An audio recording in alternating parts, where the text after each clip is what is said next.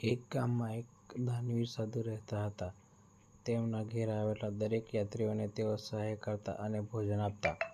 તેમના અહીં રહેતા શ્રેષ્ઠ બાળકને પોતાની સારી રીતે શિક્ષિત કરવા માટે વિશેષ માર્ગદર્શન મળતું.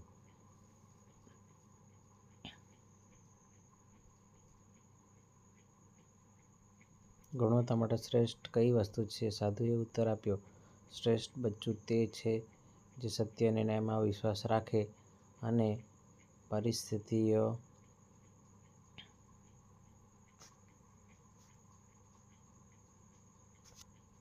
સમજવા માટે પ્રયત્ન કરે.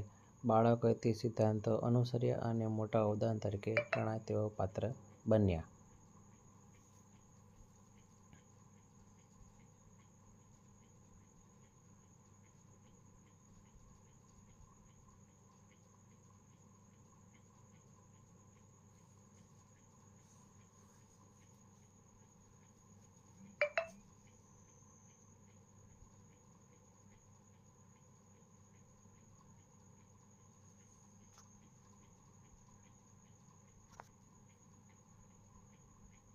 શીખણું: સત્ય અને ન્યાયના માર્ગ પર ચાલવું